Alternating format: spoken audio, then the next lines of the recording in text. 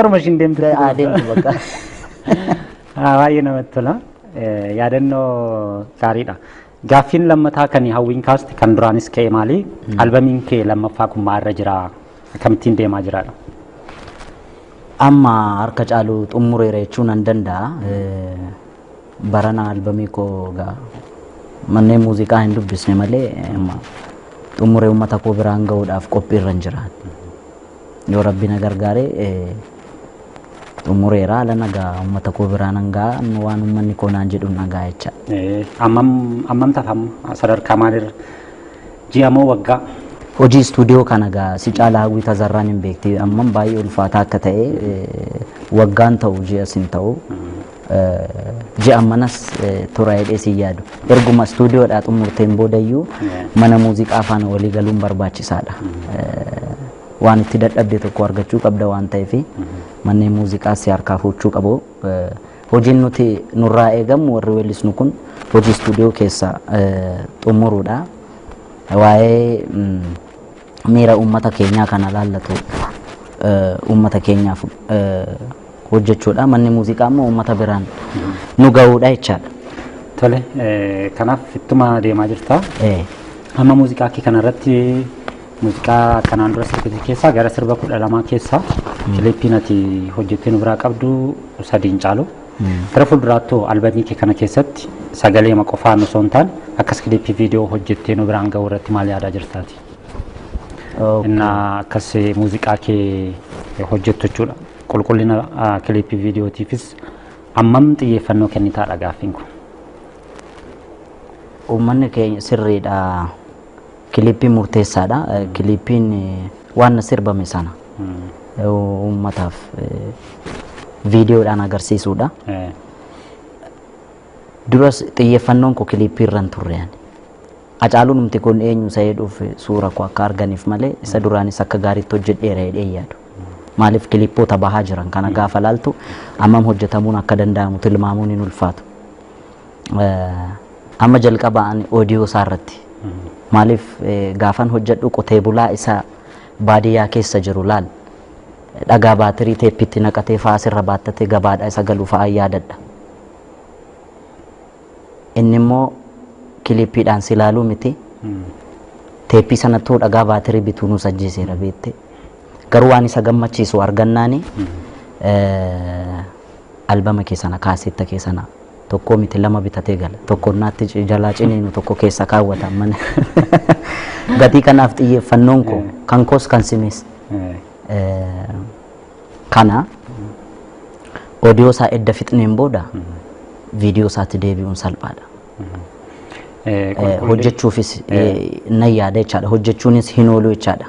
Kiliippii isaa qulqullina isaa kan eege. Amma sana si kaasuufani maanni yeroo baay'ee sirboonni hojjetaman maanni kan nuti sagarru jechuudha. Sadarkaan qulqullina isaanii yeroo baay'ee wal gataa na laallu. Amma sirboonni nu bira dhufan jiru yeroo baay'ee sirboonni isin hojjettani. Nuti sirba isin hojjettani waan gaarii innaa isin hojjettan uummata biraa ga'uun itti gaafatamummaa keenya.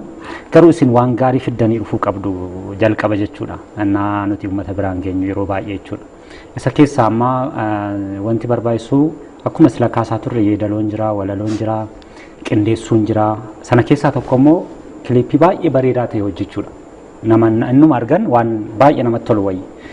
Isarratti hammam akka xiyyeeffattu baruu barbaadeetanii qulqullina isaatiin wal qabate. Inni dirqama. Teknooloojiinis amma dhufaa jira. Amma kan ittiin waraaban kun amma kaameraan guyyaadhaan jijjiiramaa dhufaa jira. Sanaan hojjechuudhaaf naanna'ee wanti hojjetu tolan jiru. Beektee ijoolleen keenya sitti wallaalanii miti. Harki caalan. Amma ta'e gumaacha tokko gumaachina aadaaf afaan saba keenyaa kana guddisuudhaaf jedhanii agabuu bulanii itti dhama'anii ijoolleen keenya rakkatanii hojjetu. Kun immoo humna barbaada beektee. Hojjechuuf hin yaalla nuti. Amma danda'ametti dirqama kun. Waan dookumentii waan ta'eef kuni waan uummataaf darbaa deemuuf waan seenaa ta'uuf gatii kanaaf inni akka dhuunfaattaan itti yaadaan jira. Kiliippoota kee keessaa babbareedoodha kan ati hojjette sadan isaanii jechuudha. Gara fuulduraatti garuu uummanni kana caalaadha kan inni sirraa eegu. atis kan hubachaa akka hojjettu fedha. Sirri. Kanan xiyyeeffatta. Sirri. Kanaaf albaamiin kenni dhufummoo kan caalu ta'a jechuudha. Yoo rabbi eegaa isaa uummatatu jedha. Echaan ati akka inni caalutti hojjechaa jirta. Amma sana isa darbeerraa waa barataa namni amma ta'e barnoota fudhadheera. Maal gochuu akka hin qabu baradheera ammas ijoollee ciccimootu dhufaa jiru amma viidiyoodhaan kan arginus hunda miti itti yaadanii hojjechaa jiranii isaanirraas barnoota guddaa fudhanna. Ijoollee ciccimoon naattu wanti ani kaasumaanni yeroo baay'ee reef ogummaa kanatti seentanii hojjechaa jirtan ogummaa kana guddisuun sadarkaa olaanaatti ga'uun itti gaafatamummaa guddaadha. Itti gaafatamummaa sanas baachaati kan isin dhuftan. Kanaaf ijoolleen reef ba'anis baay'eedha akkuma kee kan isaan tattaafachaa jiranii. Wal cimsaa akkasin deemtanidha kan uummanni isinirraa eegu. Mee istuudiyoo keessaa sirboota dargaggoota akka keetii baay'ee qabna. Isaan keessaa kanatti utuu affeerame gaarii dhattee hordoftoota keenyaan biraan geessuu jiraate mee carraan si kenna. Mucaa kamiseetti dhalate tokko kiliippii isaa tokko arge Zainuu Muhabbaa jedhama. Baay'een jaalladhaaf sagalee isaa sirba naannoo aadaa Jimmaa hojjete. Inni kan dhalate naannoo kamiseetti. Otoo viidiyoo sana affeertan baay'een gammada. Tole viidiyoo Zainuu qabnaas istuudiyoodha. Isa affeerreetii deebina jechuudha. Yaadni ka'es jira kan bodas ka'u akkasitiin haasa'aa deemna. Keessummaan keenya Hacaaluu Hundeessaati akkuma oliin hordofaa jirru.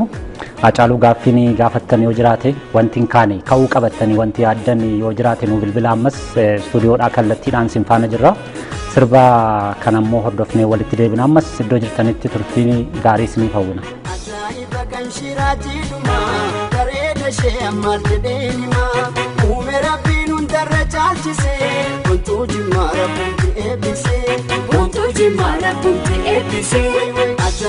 kan shirati duma bareeda shee ammaal jedheeni maa uume rabbiin hundarra caalchise wantuu jimmaara bunti eebbise wantuu jimmaara bunti eebbise.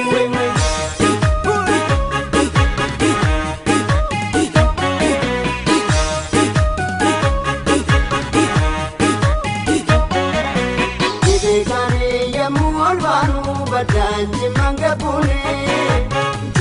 Kenna fidee jira kana mundur gafuune. Gibeekaanii yemmuu ol baanu baddaan jimmaan gabuune. Jaalala kenna fidee jira kana mundur gafuune. Boontuu jemmaa abbaan keenaa deemu boontuu jemmaa dursee mataa'e boontuu jemmaa akkamittiin dhufu boontuu jemmaa durri saraayee boontuu jemmaa galgala duundiite. Jemmaa irbaata nyaatamee boontuu jemmaa yemmuu rafee ciisu boontuu jemmaa kottuu yamaaramee. Aleen shakkee abbaa Jufaar magaalee aleen burtukaana loomii dhashee aleen yaadaniin kuufanii jashee aleen akkamtu ishee uumee waaqishee kolol gootee ijashee atuu battee kanaan yaadashee aaneen beeku ishee nan beektu gaafuun beekan wal barree boontuu aaneen beeku ishee nan beektu gaafuun beekan wal barree boontuu gaafuun beekan wal barree boontuu gaafuun beekan wal barree boontuu gaafuun beekan wal barree boontuu gaafuun beekan wal barree boontuu.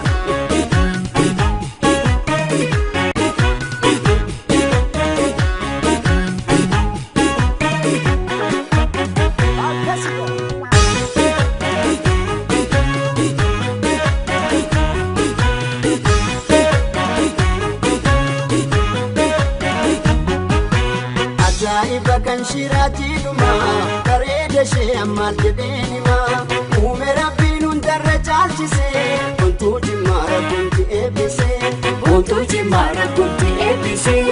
Ajaiba kan shirati duma bareeda shee ammaal jedheeni maa uume rabbiin hundarra caalchise wantuu jimmaara bunti eebbise wantuu jimmaara bunti eebbise.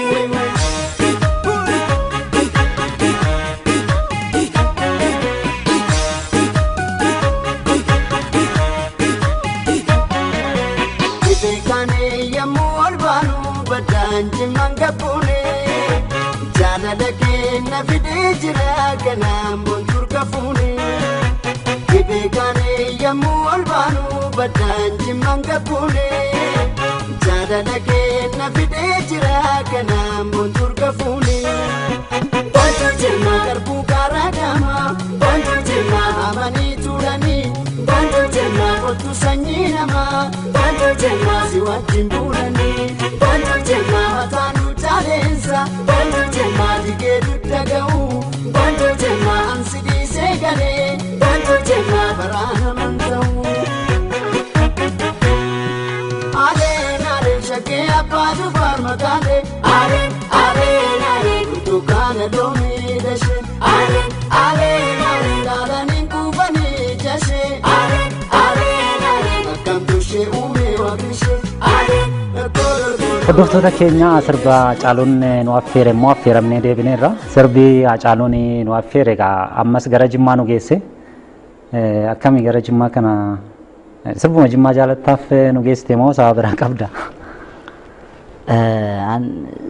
Sagalee Zainuu Muhabbaan natti tole beektee gaafan sirba kana dhaga'u sirbi naannoo kamuu anaaf tokko Jimmaa Harargee Wallagga waan akkasii hin beeku ani garuu sagalee mucaan qabu kana to akkuman dhagee mucaa bilbilaanu argadheera albama akka baasuu qabutti meera maaliif ijoolleen keenya yeroo tokko tokko stuudiyoo galanii kan rakkatanii otoo dhuma muuxannoon qabaatiin akkas baandii faana otoo shaakalan godhiin dhufanii kallattiidhumaan stuudiyootti rakkatan jiru. Maalan irratti arge mucaa kana akka inni baay'ee keessa tureettan tilmaame akkaataan inni sirbu. Mucaan kun amma walaloo gaarii fi yaadaloo gaarii otoo argate yookaan nama isa gargaaree stuudiyootti maallaqa kaffalee fi otoo nama isa fidu otoo argate qabeenya uummataati. Sagalee isaa waan hin jaalladhu dhufan kilippii kana qabaatan beekaafan isaa affeere. Sirba baay'ee gaariidha. Sagaleen isaas kiliippiin isaas sirbi isaa baay'ee namatti tola. Garuu akkam waliin gargaartanii isin ogummaa kana keessatti? Ogummaa kana keessatti warreen weellisnu kun tarii yoo wal gargaarre karaa gama walaloo fi yaadaloodhaan wal gargaaruudhaaf humna qabna jennee yaadna. Garuu gama kaaniitiin agas mara miti. Beektee dhugaa sa'uun gaariidha. Inni guddaan qabeenya inni guddaan immoo maallaqa osoo hin ta'iin dandeettiidha anaaf. Namoota mucaa kana gargaaruu danda'an kan akka mucaa kanaa hedduutu jira. Asirratti ijoolleen hin baane garuu otoo bahan qabeenya uummata kanaa kan ta'uu danda'an hedduutu jira. Ijoollee kana immoo kan baasuu danda'u namoota kunoo abbaa qabeenyaa ta'anii. Tareegaa. Namoonni humna qaban otoo ogummaa kanas deeggaranii gaariidha taati. Yaada sila kee keessaa tokko kan gaaffiin simeen kaasee miirri kennaa durii sun jiraayyuu akkuma innas hojii sanaaf tattaafachaa turretti ammas hojjechaa jirta gaaffiin jedhu sii ka'ee ture. Maal argee akka inni shakkeen beeku malee gaanima badaas walirraan fagaanne inuma beeka gaa tarii waltajjii kanaaf innaan kakkaadhu xiqqoo ishee anaaf inni akka durii wal arguu dhiisuu dandeenya tarii gaafuma na argu isuma kana natti hima otoo akkuma baheen hojii waltajjii sitti baay'achuu danda'a waan kun dhufuu danda'a waan ta'eef of eeggadhu naan jedha waan immoo maan shakkiiniin jedhaan ka buleessa ko kanaaf isuma durii jira isuma durii jira. Tole amma gara xumuraarra geenyerra gara fuulduraatti maal hojjetta gaaffiin jedhu sii ka'eera sila waa'ee albamiitii wal qabsiistee wanti nuu kaastee jira albamiin kee hojjetamaa akka jiru. Walumaa galatti garuu Hacaaluun ogummaa kana keessatti uummataaf weellisaa cimaa ta'ee bahuudhaaf sirba gaarii uummata biraan gahuudhaaf akkamittiin hojjechaa jira? Gara fuulduraatti maal yaadaara?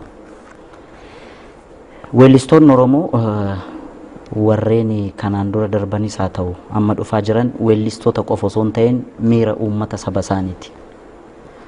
Miira uummata isaanii waan ta'aniif anis gaa ta'een argame yoo rabbi na gargaare warreen nu dura darban irraa waa hedduu baranne ammas uummanni keenya nuun asham jedha waan ta'eef waan nurraa eegamu hunda hojjechuudhaaf anan akka dhuunfaatti kanumaan itti fufa hojiidhum koo kanaan narraa eega uummanni koo waan uummanni koo narraa eegu kan ammoo dirqama uummata koo biraan ga'u waan ta'eef kanaan cimee hojjechuufan yaadee jiraan.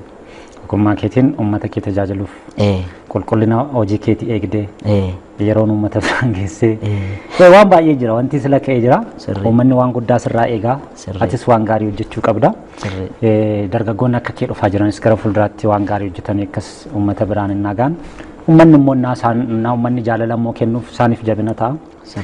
Atis kaareef namoota yookaan artistoota karaarra jiran keessaa tokkodha. Jabaachuu qabdaadha ergaan uummata qophiin keenya anaa dhufu kanarra isiin keessummaa godhatee kan ture kanumaanidha kan inni goolabamuudha. Dhumarratti yoo uummata kee galateeffachuus barbaadde carraan sii kenna. Uummatan keessaa baay'een itti boona baay'een isa kabaja. Gatii kanaaf gaa ana qofa osoo hin ta'in weellistoonni Oromoo uummatum keenya qabna. Uummanni keenyas numa qaba. Uummata koofaanaaf nagaa nuuf haa kennu jireenya itti fufaan jedha. Galatoomii Hacaaluu gaaffii keenyaaf deebii gaarii kennite keessummaa ta'uu keetiin nuunis nutti toleera qophii anaa dhufuu irratti gara fuulduraa immoo innaa albamni keenya haaraa akkasuma uummata bira ga'ee uummataan jaalatamee immoo waan gaarii ta'u akkasuma keessummaa taatee ni dhuftaa. Akkuma teetti hojiin itti fufa akkasuma wanti gaarii hojjechuun maqaa gaariidha maqaan gaarii seenaa gaariidha. Waan akkanaa qalbeeffachaa hojjechuudha qophiin keenya kana naa dhufu asuma irrattidha kan inni xumuramu. Hacaaluu Hundeessaa walleewwan kee hedduudhaan gara fuulduraatti immoo beekamtanii taabdanna. Atis jabaadhu waan nu faana turteef maqaa hordoftoota keenyaatiin sin galateeffadha. Galatoomaas. Hordoftoota keenyaa qophiin keenya naa dhufu kanarraa kanuma sinis waan nu faana turtaniif galatooma turtii gaarii.